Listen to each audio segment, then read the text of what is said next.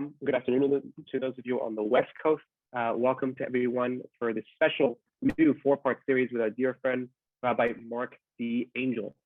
Just to remind everybody, this program is through the wonderful Sephardic Digital Academy, a partnership program through the National Sephardic Community, through the Sephardic Jewish Brotherhood of America, along with all local communities around the country. A whole host of classes on history, Torah, halakha, Ladino language and culture, Sephardic cooking, so much more. If you're interested in learning more about all other programs, please check out our website at sephardicbrotherhood.com. And a special thank you to the Institute for Jewish Ideas and Ideals, who's co-producing this program, this next four-part series that we're having this next few weeks. A few words about our speaker this evening, a gentleman who needs no introduction, but will get one nonetheless, is someone who's been a tour de force in the Sephardic community. Rabbi Dr. Marc D Angel is Rabbi Emeritus of Congregation Sheretz Israel in New York City.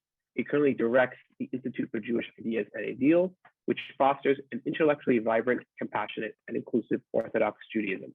The author and editor of now over 38 books. He is co-founder of the International Rabbinic Fellowship, a worldwide association of modern Orthodox rabbis. And tonight, Rabbi Angel will be speaking about the role of women from traditionalism to modernity and how we can deal with some challenges we're facing today in the Jewish and the Sephardic world. Rabbi Angel, whenever you're ready, bechavod. Thank you very much, Ethan. Okay, we're good. We are good to go. We're good to go. Good afternoon, good evening to everybody. Thank you, Ethan, for having organized this program. We'd like to thank all of you who are paying attention, who came to the class. I'll start with personal things, then we'll go to our more formal things. I grew up in Seattle, Washington, among Jews from Turkey and the island of Rhodes. My grandmother, Romy, my mother's mother, came to Seattle from Marmara, island of Marmara. She was functionally illiterate her entire life. She couldn't read, she couldn't write, she didn't know English very well. She spoke Ladino her whole life, but she was brilliant and she was powerful. And she raised a family of 7 children, had many grandchildren, and was a matriarch of our family, a person who was highly respected and very lovable and very beloved. My mother was the second of her children, but she was only a girl. In those days, if you were only a girl, you didn't need much education. You went to school as long as you were required, which to age 16, and then you got a job and helped support the family, and then you got married and had your own family. And my mother at age 16 had to quit school. Her teacher came to my grandfather, Romy, and said, "Mr. Romy, your daughter is brilliant. She's a wonderful student. Let her finish high school. She could go to college." My grandfather, of blessed memory, was a wonderful, wonderful man, came from Turkey, from a city called Tekirdağ. And he said, "Look, I have 7 kids, and I'm a barber. I don't make very much money, and I need her to go to work. Her older sister's already working in the candy factory, and my daughter, Rachel, which is my mother, also has to work in the candy factory." So my mother quit school, and she worked at the candy factory. Were my grandmother and mother successes or not successful? Okay, depends on our standards. Neither of them was college educated. Neither of them was a professor, a financier, a lawyer, a doctor. Neither of them was a politician. Neither of them was known outside of the relatively small circle of their family and synagogue community. So on one standard, they were failures. But on my standard, they were phenomenally successful people. They raised beautiful families. They were very loving. We wouldn't be who we were without them. My mother was extremely well read. She read everything from philosophers, literature. When I got my PhD back in the olden days, I was very proud. I was the first member of the family to get a PhD. And I came back to Seattle. I said, "Mom, I studied with many, many great professors. I studied with phenomenal scholars, but I never came across anyone as smart as you." My mother blushed, but it was true. I wasn't flattering her. She was brilliant, very well read, very thoughtful, very deep person, very deep thinking person. But she wasn't successful. If she'd been born 1-2 generations later, she'd be vice president of the United States today, or she would be head of a corporation, or she'd be a professor of literature in University of Washington or Columbia University or wherever else. We stopped to think that women in the United States didn't have the right to vote until the 19th Amendment was passed in 1920. So it's basically 100 years ago. Until 100 years ago, women didn't even have the right to vote in this country, which is the most progressive Western society. We have been living through a revolution, radically changing our social mores. Yes, we're exceedingly grateful to our mother and grandmother and all of the women of all the generations who lived behind the scenes, whose great genius was to raise beautiful, loving families, who taught us religious values, ethical values, who taught us to be who we are. And our fathers and grandfathers were wonderful. But at least in my case, and I think in many people's cases, the warmth, the love, the beauty came from our mothers and from our grandmothers. Our society wouldn't be what it is, and we wouldn't be as who we are without all their accomplishments. Having said all that, the world in which my mother and grandmother lived is radically different. Our daughters, thank God, I would say, have many more opportunities than did our mothers and grandmothers. Our wives, the women of our generation, had many more opportunities than the generations before. And these opportunities brought many, many positive things and many things that caused turbulence. Whenever there's change, especially radical change affecting a whole society, it's very, very difficult to know how to function. It's very difficult. And we're going to discuss some of the issues in the talk tonight. I don't want to philosophize too much. I'll give a little bit of historical background. I want to talk a little bit about halakhic background, how there have been changes in halakha or questions about halakha, how we've adapted to new situations. And then I want to just spend a few minutes predicting things for the future. Even though I'm only an angel and not a prophet, I'd like to think about the future, as I think we all do. Well, I want to talk, to start with, women from the Western Sephardic tradition who were more educated in the Western sense of the term. So the first woman that I would like to talk about briefly is a woman named Grace Aguilar. She was a novelist, a writer, a religious writer who lived in England she was born in 1816. She became a very popular novelist in general England, not just for Jews, but non-Jews read her work as well. One of her concerns was that Judaism we were now living in a modern era. We weren't living, she's in England now, where Jews were just starting to get rights and just starting to advance in society. And we're not living in ghettos in the same sense that they'd been living in previous generations, just the cusp of modernity. And what she was afraid of was that the Jewish community was having the problem of bifurcation. On the one hand, there were those who clung to the tradition. And on the other hand, there were people who broke away from Judaism altogether or who stopped being very observant. And one of her concerns was that especially girls were not receiving adequate Jewish education. So in her books, she stressed the Bible, she stressed following the rituals, but she stressed education for girls. She said, if we want the Jewish community to flourish, it's going to be imperative that our girls are no longer simply considered as an afterthought. They can't just be taught at home and taught the laws of kashrut and Shabbat and whatever it is, because guess what? Our girls also have brains. They can think, they can learn, and they have to have opportunities. If the non-Jewish girls are starting to go to schools and get higher education, we can't have Jewish girls fall behind. Moreover, those Jews who do go to more general education, higher education, they tend to drift away from Judaism. Why? Because they're not given enough intellectual foundations to remain Jewish, solidly Jewish.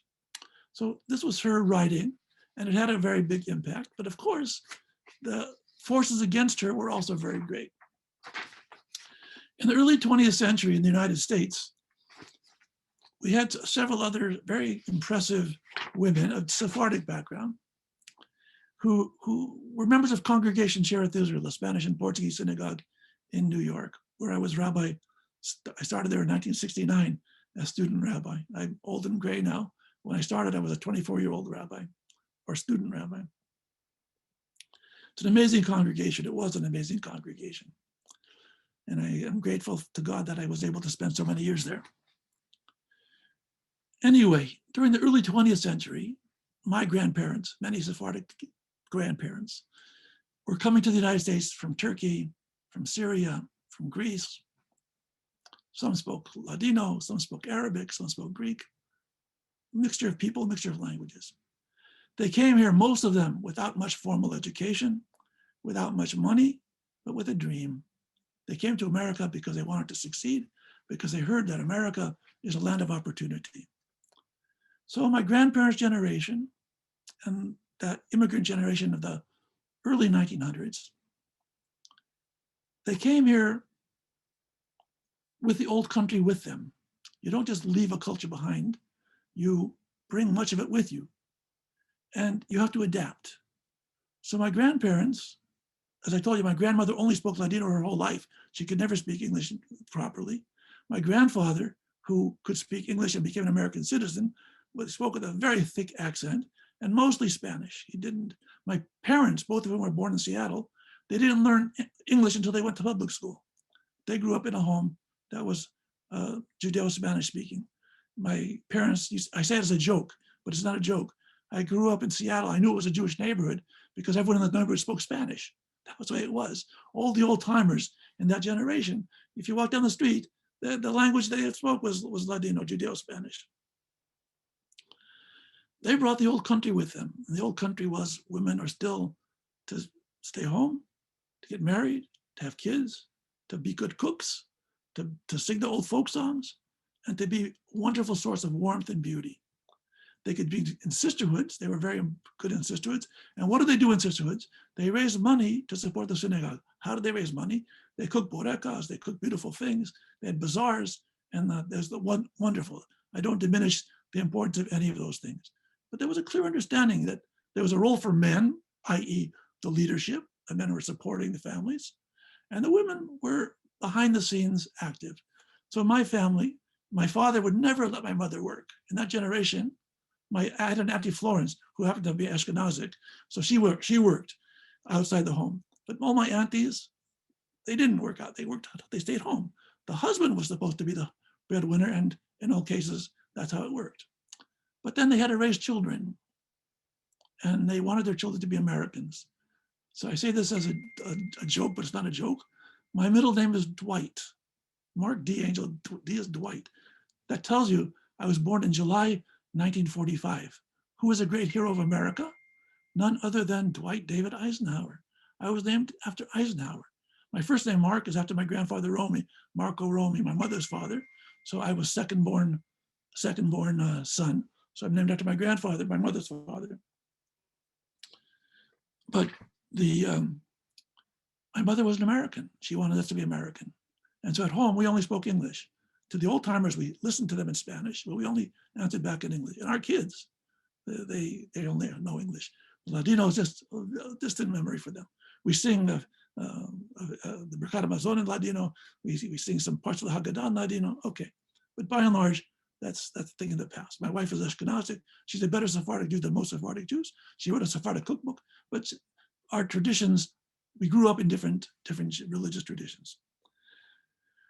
So going back to my experience at Shereth Israel, in the early 20th century, when the Sephardim were coming in, the existing Jewish immigrant societies didn't know that there were such a thing as Sephardim.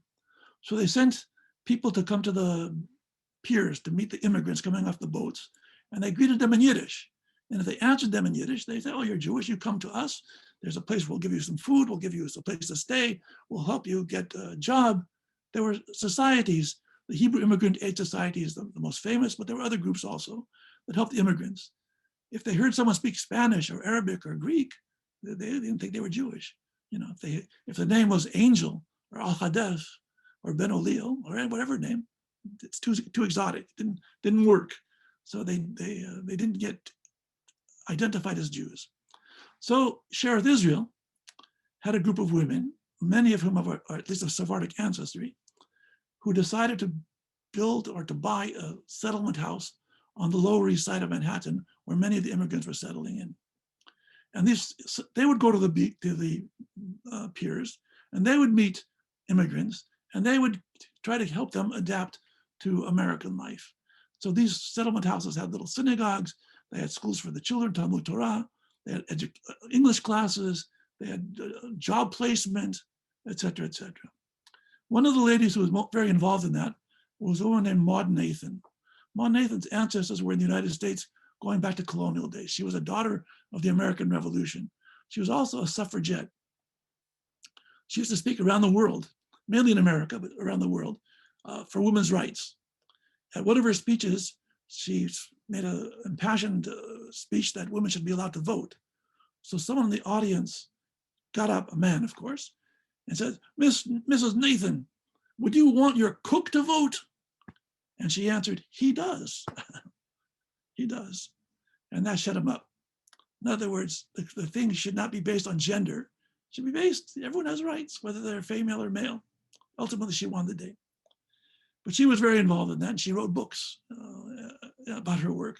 One of the things she did was she worked for a thing called the Consumer Aid Society, the Consumer League, and that was to work for people to have equal rights. What does it mean? In those days, the department stores used to hire mainly young girls, young women, and they exploited them. They paid very low wages. The women had to stay standing up the whole day. They had very little time off for lunch. The facilities were very, very poor for them. So Maud Nathan and other women, mostly Christian women, were involved in a thing called the Consumer League. And what was a Consumer League? Basically, they said, we're going to make a white list. A white list means instead of blacklisting companies, we're going to have a white list of those companies that have good standards for working women. And we're going to ask our consumers only patronize those stores where women workers have good rights, where they're treated properly. The idea was that if the consumers have more power than they realize. And so it became a great success. The New York Consumers League expanded to the National Consumers League, and then there was the International Consumers League. So here was one woman in the early 1900s who made a much bigger difference than just sitting at home. But she had a big impact on the world.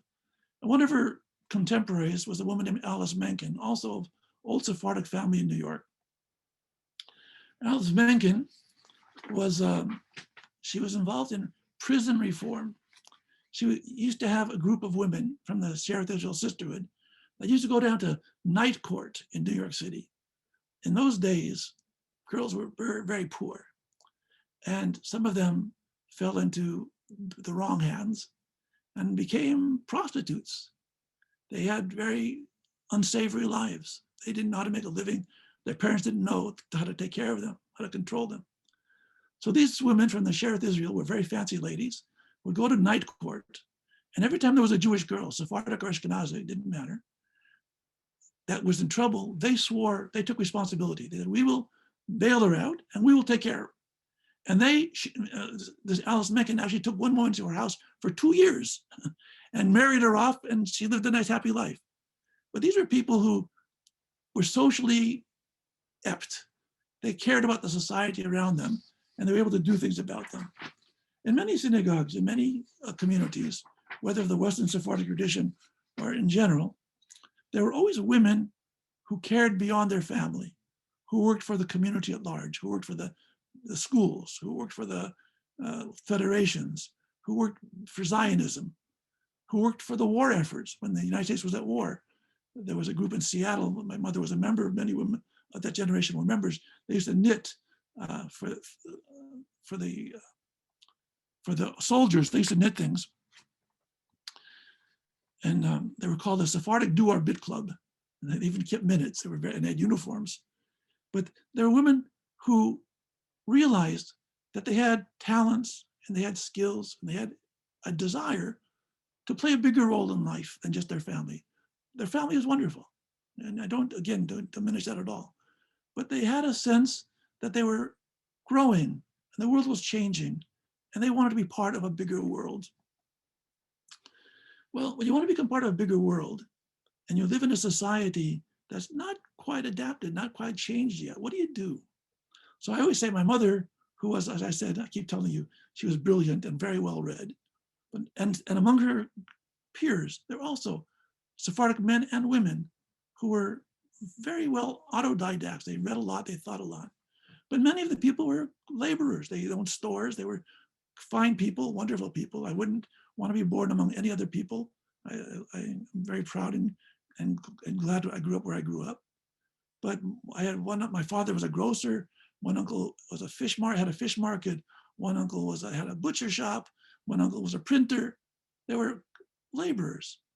They were not philosophers. These were not people with academic degrees. They were good, solid, salt of the earth, hardworking men. But doesn't mean they didn't think. It didn't mean that they didn't have aspirations. But the world was still the way it was. There was still part of the old world tugging at them. They didn't know how to deal exactly with changing in America. The changes in America weren't only here, they were all over the world. Women all over the world, Jewish women, including very religious women, were starting to realize that there is a fundamental change in society at large. We can no longer play the game the way it was played for the last hundreds of years. There are opportunities that are now opening up, and we want to share in them. It doesn't mean we're throwing away the old system, but it means we have rights, we are people, and we're not just chattel. And we don't just tag along with our husbands. We have an identity of our own. In early 20th century in Israel, which was before the state of Israel, they used to have moshavim, little settlements. And there were questions whether in those settlements, women had the right to vote and whether they had the right to be elected to be leaders of those settlements. So the Ashkenazic rabbis in general, led by Rabbi Abraham Isaac Kook, for example, was very much against it. That women belong at home. It's not nice, it's not moral for women to go to polling places and stand in line with men. It's conducive to immorality, frivolity. Men and women mingling together it's not kosher, not a good idea. Women should stay home where they belong, and the decision should be made by the man. Moreover, said Rav Kook, there should be one vote per family, because if you have the man who's a Democrat and the woman is a Republican, this is in Israel, they had different parties, they'll fight with each other, they'll end up getting divorced. This was Rabbi Kook's thinking, and the majority of the Ashkenazic establishment followed that suit. But there was a young Sephardic rabbi at that time, Rabbi Ben Sion Uziel, who had a different view. And his argument was based not on sociology, not on history, but on a simple ethical issue. He said, I have a practical question. If people are living in a community and the community has rules, including taxation, they could tax us. They make rules that we can do and can't do. Is it fair for a community to have rules where we have no voice in it at all? Is it ethical to expect us to pay taxes, follow rules when we had no input at all, nothing to say about it? We're simply considered like pet dogs. So Rabbi Uziel said it's not ethical. It's not ethical. Women have rights equal to men. Why? Women are subject to the same laws, the same rules. It would not be unethical to deprive women of the right to vote. We have a long tradition of women not voting. It was, as I said before, in the United States, which was a highly modern Western society, women couldn't vote till 1920. So it's a relatively new thing. But in Rabbi Uziel's day, which was also early 20th century, it wasn't common for people to think that women have a right to vote. Rabbi Uziel had a different insight. The insight isn't a sociological discussion, it's an ethical discussion. We have a historical tradition. If you look at all the halakhic literature, the rabbinic literature going back for centuries, no one says women can vote. And Rabbi Uziel said, yes, you know why? Because they never thought about it. It really wasn't relevant to them. They lived in a society, in a setting that didn't call for women to vote. Women themselves weren't aware of it. But we don't live in that society anymore. There is a change. There's a sociological, psychological, philosophical change. and we have to adapt to that change. There are halakhic sources that say women should not be in control of men. Women shouldn't have the same rights as men. He says, you know what? If a society agrees of its own free will to give equal rights to all of its members, then it's permissible. So Rabbi Uziel said, yes, women can vote. So the question came up, can women be leaders? Can women be elected? And there was a lot of opposition to it. A woman elected over men? Women controlling men? Who ever heard of such a thing, right? That's how little people understood life. Women often control men, but okay, that's a side story. Rabbi Uziel said, there's a precedent. He found responsa, going back to medieval Spain actually, that showed if a community of its own free will decides to accept as leaders people who are halakhically not allowed to be leaders, or judges who aren't allowed to be judges, it's okay. If the community accepts, let's say, for example, if I have a case, a legal case, and it's with Mr. X, and I say, Mr. X, I want to go to a rabbi to judge us, and the rabbi happens to be my son. Is that legal or not?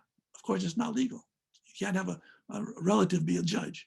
What happens if Mr. X says, your son is so honest, I agree to that. I agree to have your son be the judge. Are we allowed now to have our case decided by my son? The answer is yes. If both parties agree, then it's okay. So Uziel extends that.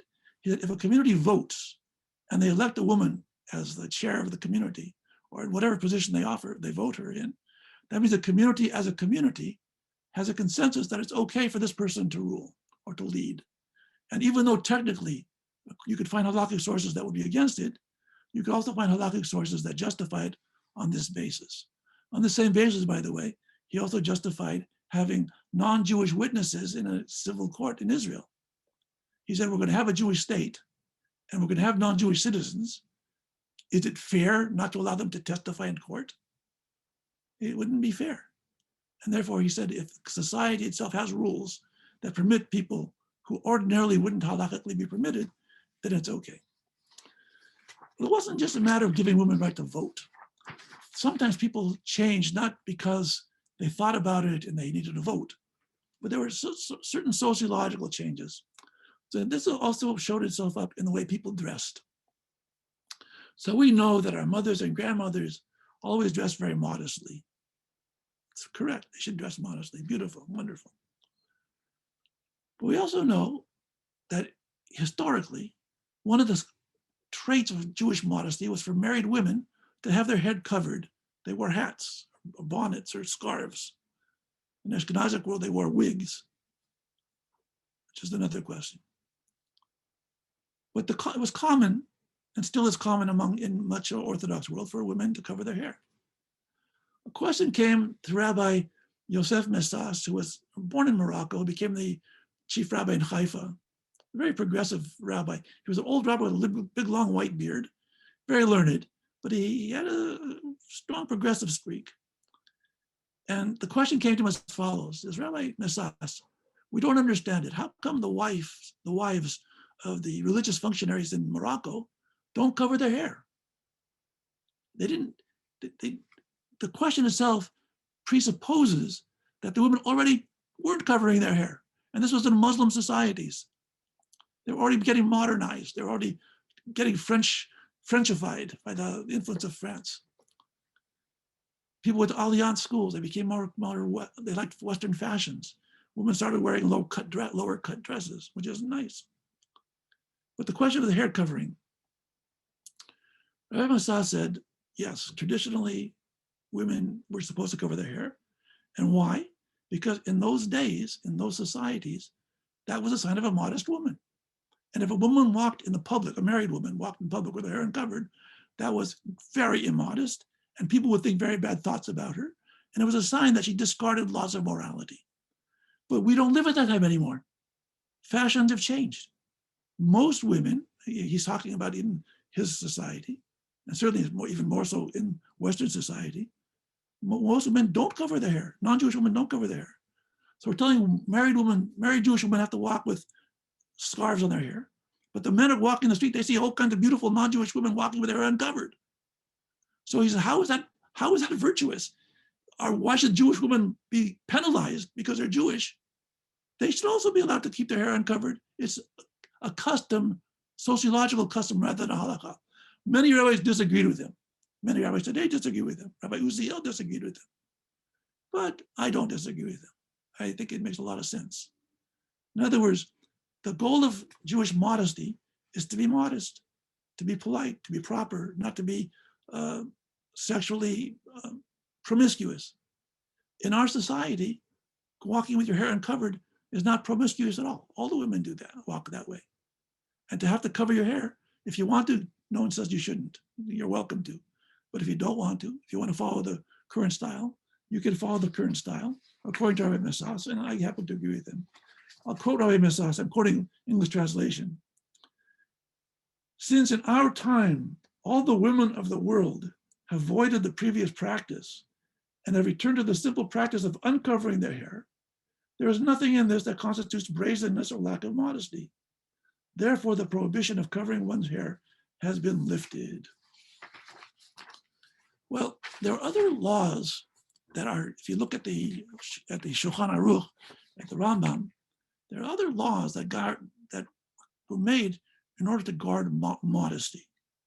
And what happens today is that many of these laws really are not kept even in the most observant schools. So for example, there's one law that says a single woman is not allowed to teach in a Jewish school, or a single man is not allowed to teach. Why? Because after school, the parents come to pick up their kids. And if there's a single woman and the father's picking up his kids, he sees a Jewish girl teacher, he'll fall in love with her. Or vice versa, there's a single man teaching, he'll fall in love with the mothers of the children. So that was against the rules. How many schools today follow that rule? Even in the Haredi world, they train girls to be teachers. And there's a lot of single girls teaching and a lot of single men teaching until they get married. There are various laws which I don't say get voided. We don't throw the laws out, but there's just an evolution. I don't call it revolution, it's evolution. Things gradually change, even in very traditional societies. And when women assert themselves and say, we want to follow, not to be immodest, God forbid, but we want to follow the proper fashions of the day without immodesty, they should be allowed to do that. Another question that comes up often is called Kol Isha. There's a rule that men are not allowed to listen to women singing. Now, I know from personal experience that many religious, pious men listen to their women singing Ladino songs. I grew up, the women, my mother, grandmother, they always sang. No one ever said, keep quiet, you're not allowed to sing. It was normal.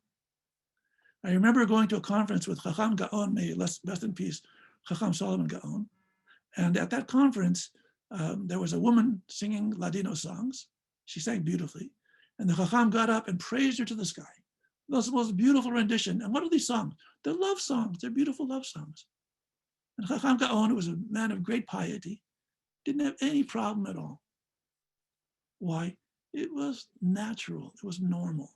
One thing we had in the Sephardic world, not all the Sephardic world, but in some of the Sephardic world, I call a naturalness, a comfort level with life. And we don't get hung up about everything. Some things are right and some things are wrong. That's correct. There are laws, there are rules. But there are other, I call it more gray area, where a society has its own sociological way of evolving and where these things don't become so problematic. Now, let me talk about the modern time right now. What's happening in the Sephardic world? I'll use an Ashkenazic term, oy vey. A lot of good things, but a lot of problematic things. On one level, many Sephardim who become religious or who are religious go to an extreme. They follow a very Haredi point of view. The men wear black hats. They look like Ashkenazic rabbis or Ashkenazic. They go to Ashkenazic yeshivot. They become Ashkenazicized.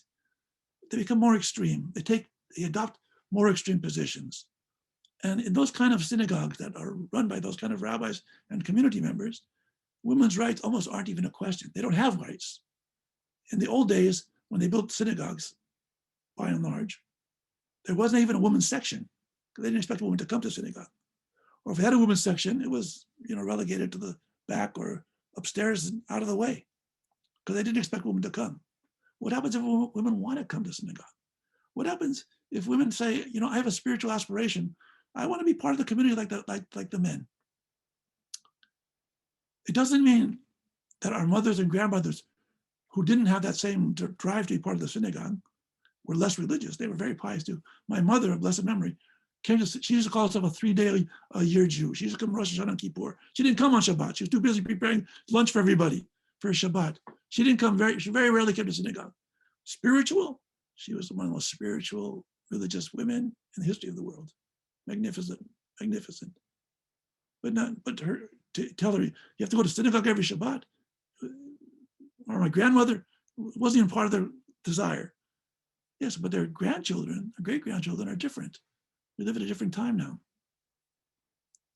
So on the one side, Sephardic synagogues are becoming more ethnic, smaller, more narrow, and it's more difficult to break new ground there. On the other side, there are many Sephardic Jews who are basically have defected from religion altogether, or they keep just a few things.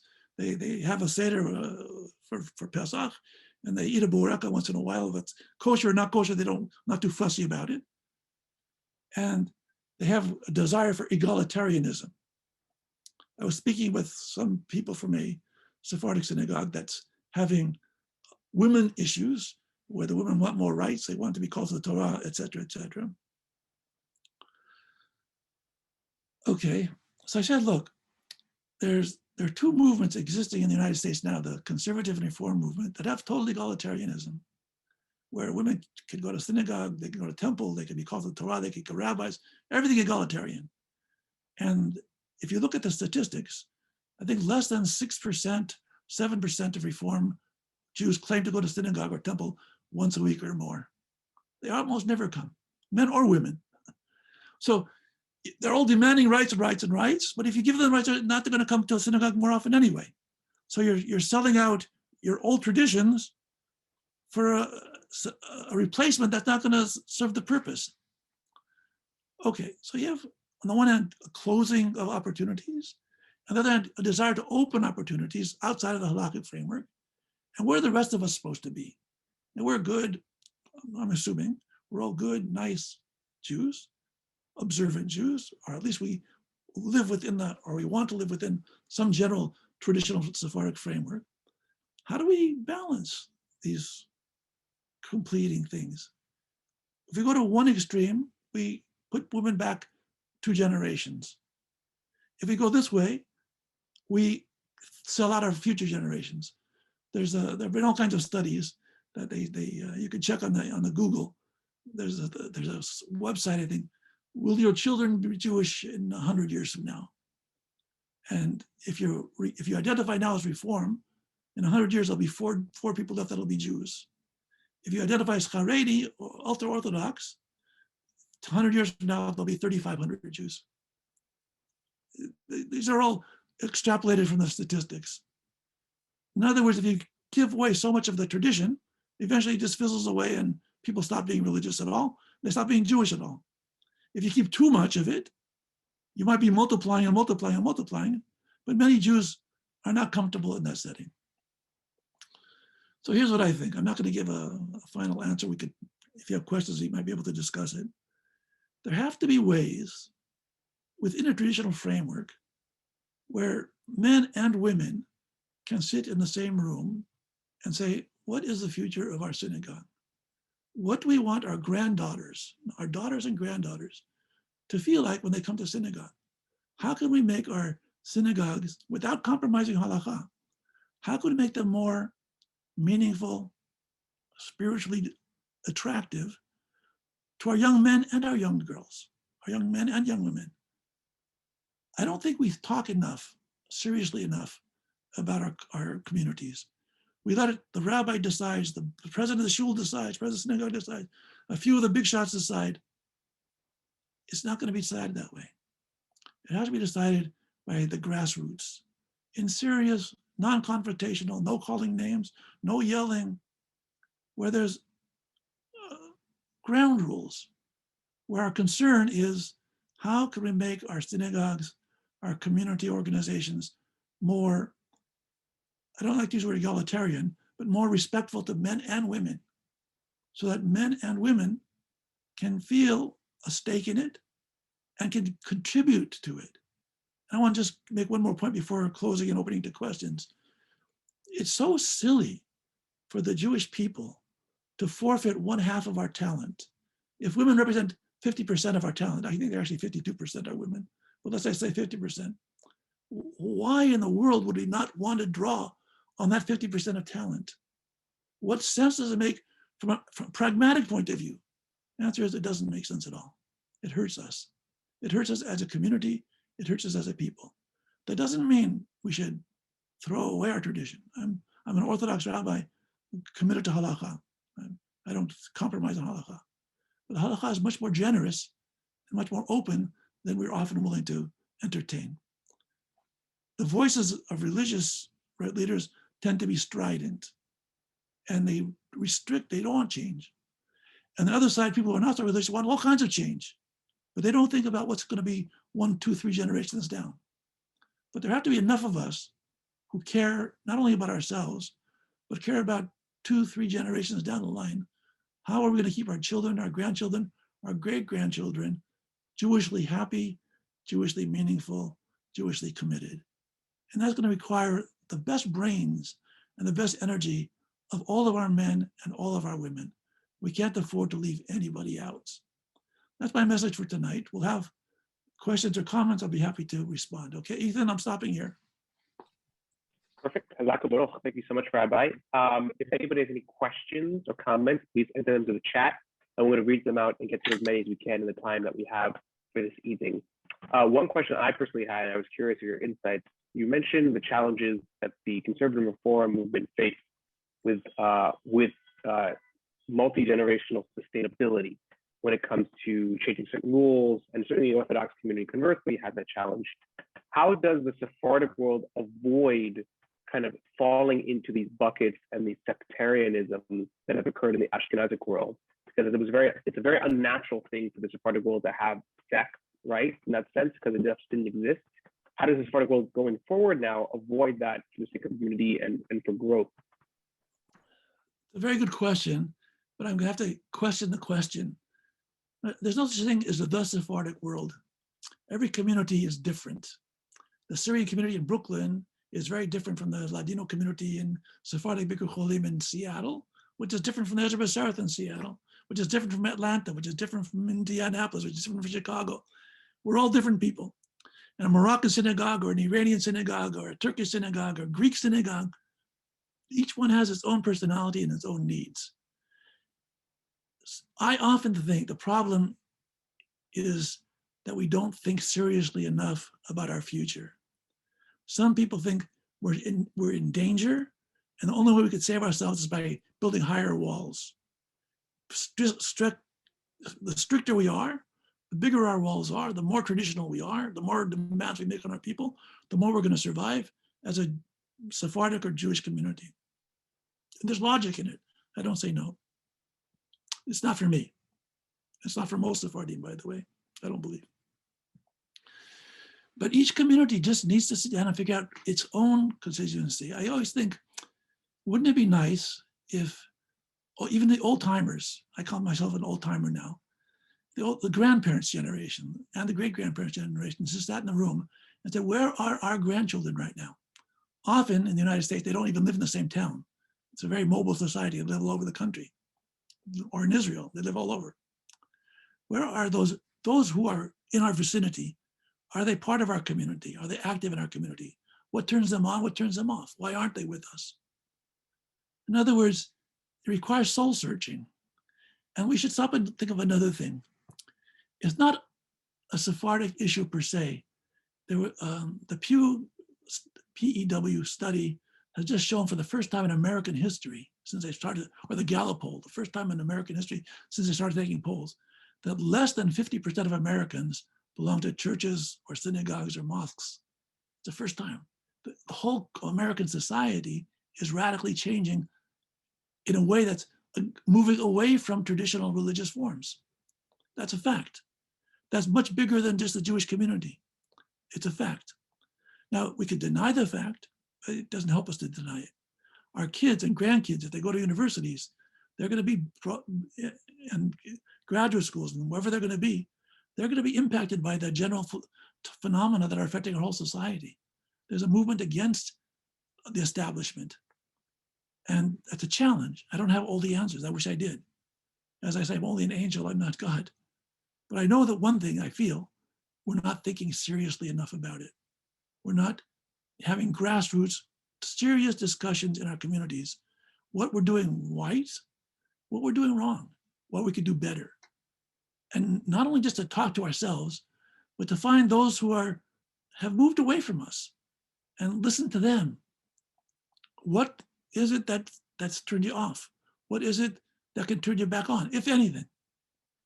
But unless we're having this dialogue and soul searching, nothing's going to happen. It'll just continue to go down the line.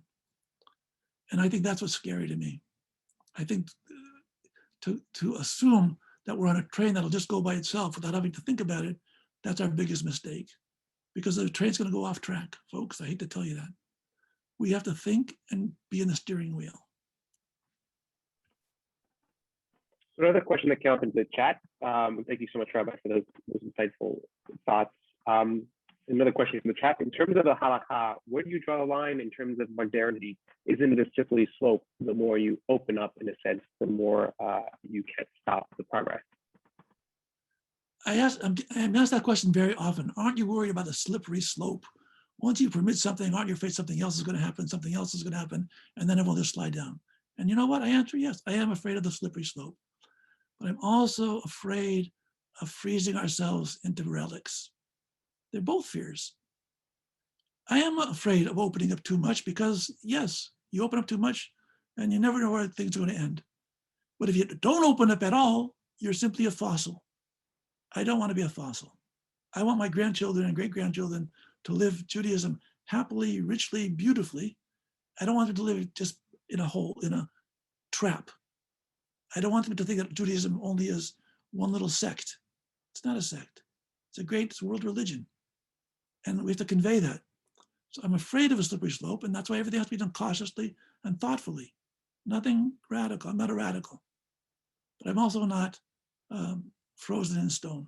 There has to be some give and take. And if there's not give and take, we're all ultimately going to lose. You can't win without change. Organisms evolve, people change, society changes, ideas change. We're not the same thing as our grandparents. Our grandchildren are not going to be the same thing that we are. And we have to be able to understand that a living organism grows and changes. And even though it's painful sometimes, we have to realize it's going to happen anyway and try to stay as much in control as we can and keep the general picture of what we want for the future to be, and then work towards that goal. But we can't do it on our own. It's not one rabbi or one thinker or one president dictating the future. It's not going to happen that way. It has to happen with the people, the masses of people. The decisions can be made not by the big shots. The decisions can be made by the communities. Another question here in the chat. Some Sephardic people who made Aliyah to Israel now say that they live in Israel. They don't need to be observant. That the need to be observant really was just a situation of the diaspora. How do you respond to that? They're depriving themselves of something very important. Religious observance isn't just a set of rituals that we do because we have to do them and keep our Jewish identity. Jewish rituals actually have great power within them. They bring us great happiness, great fulfillment. And if you don't have the ritual sense, you also lose out a whole lot. So yes, living in Israel is wonderful. And you could live in Israel and you speak Hebrew and you have a mezuzah on your door, and the societies has the general Jewish tone to it. If it's just a matter of identity, yes, but we're not just identity. We're also spiritual beings. We also have souls. It's not just a question of identity. And what people often don't realize is that our religion, the Torah and the Mitzvot, aren't just a bunch of random laws to keep us in line. They're doors that open, that give us opportunities. They make us grow. They help us think beyond ourselves. So anyone who thinks that religious ritual is just for identity, they don't understand religious ritual. Sorry. Another question in the chat. What, in your opinion, do you think is the ideal case for a balanced observance to allow women more prominence or more of a role in synagogue life? As I said before, I think each community is a little bit different. The Syrian synagogue in Brooklyn is going to come to a different set of answers than the Turkish synagogue in Seattle or than the Greek synagogue downtown on the Broome Street. Every community is going to have a different way of coping and dealing. My argument is that unless people who are intensely interested in the future of Sephardic life or Jewish life sit down and talk together, they're not going to come to any compromise or any change. And the change can't just come from above. It has to come from below or come together. So for example, let's say I'm a rabbi, some theoretical synagogue in the middle of nowhere. I'm not going to say any synagogue. My first task, if I were the rabbi, and if I were 40 years younger, I would call 20, 25 people that were the spark plugs, men and women, younger and older, who have a very strong feeling for the synagogue and for the community. And I would have a 2-day seminar. And we're going to sit from morning till night. And we're going to talk. And we're going to think, this is our issue. Where are our kids? Where are our grandkids? What are we doing that we feel fairly good about as our strengths? And where are our weaknesses? Where are we really reaching out? And where are we not reaching out? I know for a fact from experience, I was a rabbi for 50 years, for more than 50 years. And I have a wonderful synagogue, magnificent synagogue. But I can tell you without any hesitation that many people who came to synagogue, they never once thought about God. It wasn't really part of you come, it's nice, you meet your friends, there's some nice music, you have a nice kiddush afterwards, but it wasn't necessarily a religious experience. Some people come to synagogue, it's a social experience. It's nice, which I'm not diminishing that. That's very important also. But ultimately, we have to realize we have souls. There's a religious aspiration in us. We're not just material, we're also spirit. And we often don't realize how to reach that spirit. I was at a synagogue, I'm not going to say what synagogue, not in New York, someplace else. And they read Shir HaShirim on Friday night, the beautiful Song of Songs.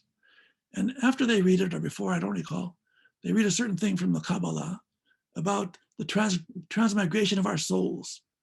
May we and our souls of souls and our other souls, may the interpretation of the Song of Songs be understood by all of our many souls. And I'm sitting there, I said, my God, I don't believe in this. I don't think too many people in this day and age believe in this. And yet you have some pious old men saying these prayers, which are not only meaningless to many people, but turn us off entirely. How could I go to a synagogue and pray where these people think that they're transmigrated souls? How can I even sit in the same room with these people? Why would I want to have anything to do with them? If we don't analyze what we're saying in our prayers, and if we don't realize how these prayers are supposed to impact on our souls, we're on the wrong track. We're not taking ourselves seriously. Okay. It's up to each congregation, each community to pull its own self together and not to worry about what everyone else is doing. We're not in competition with anybody else. We're in competition with ourselves, and we're not answerable to anybody else. We're answerable to the Almighty. And more importantly, we're answerable to our great-grandchildren who are yet to come. We want to leave them something that's worthwhile. And to do that requires thoughtfulness. Are you concerned at all about the loss of momentum for those who would normally attend services due to things like COVID restrictions, and particularly among women in general who have kind of been even more restricted because of COVID restrictions into attending synagogues and virtual programs, or been liberated in some sense for allowing to attend virtual programs instead of the synagogue itself? You know what? The COVID has had some very positive things, such as these Zoom classes. We've all learned how to use Zoom. But I wonder, I'm glad I'm not a rabbi of synagogue anymore. It's going to be very difficult to pull a synagogue back together again after this COVID thing. I think many congregations have lost income, they've lost membership. How are they going to get people back? I don't know. But I do know anecdotally, I'll tell you some examples from women and from men. There was a woman, a friend of ours, she's a member of a synagogue, not in Manhattan, outside of New York City. They've been members for 50 years. And they were in synagogue every single Shabbat. She's a widow now. And for the first 3, 4, 5 months of COVID, she couldn't go to synagogue. She still can't, right? And she didn't get even a call from the rabbi. How are you? Can we help you? Can we stay in touch? Didn't even get a call from the rabbi. So she gave the rabbi hell. She said, we've been members of the synagogue all these years, and now you don't even give a call to see how we are. I'm a widow and left alone. I'm all alone for Shabbat, all these, and you don't even have a decency to call. I know of people who had to go to hospitals and surgery, and the rabbi or community leaders don't even call to say hello. How are you doing? Don't even send you an email, nothing. When synagogues don't feel love, don't feel a connection with the people are not dumb. It reciprocates. If you don't love me, it's going to be hard for me to love you. And if you abandon me when I need you, it's hard for me to forget that. And therefore, I think synagogues are going to have a heck of a time. In New York, I get a lot of emails from different synagogues. And there's some synagogues are, I think, just terrible. And some, the rabbis are outstanding. They're with the people. Here's where you get your vaccine shot. Here's where if you need food, we'll send you some food. If you're alone for Shabbat, we'll provide for you. They care. They're alive. So even after COVID, people are going to come back to that synagogue. But for people who are part of a congregation that doesn't care if they're alive or dead, they're not going to come back, or they were not going to come back as lovingly or happily, and they're not going to be as generous. I worry about the future of synagogues. I'm afraid we're going to have to leave it there, but I want to thank Rabbi Angel so much for this wonderful first talk in our 4-part series on contemporary Jewish issues from the Sephardic perspective. Please make sure to join us back next week, inshallah, for part 2. And we'll be also posting this on the Institute for Jewish Ideas and Ideals YouTube page, as well as on our Sephardic Language Facebook page, to make sure, in case you missed any parts or want to share with your friends, to make sure you can check it back online. And it'll be the same link as well for next week. Next week, we'll be talking about, I believe, the issues of conversion and intermarriage, right, Rabbi? That's right. Excellent. And it'll be a fascinating discussion, which I got, inshallah, will be with you all again next week. So, Rabbi, as always, Thank you very much. Good evening, everybody. Thank you all so much.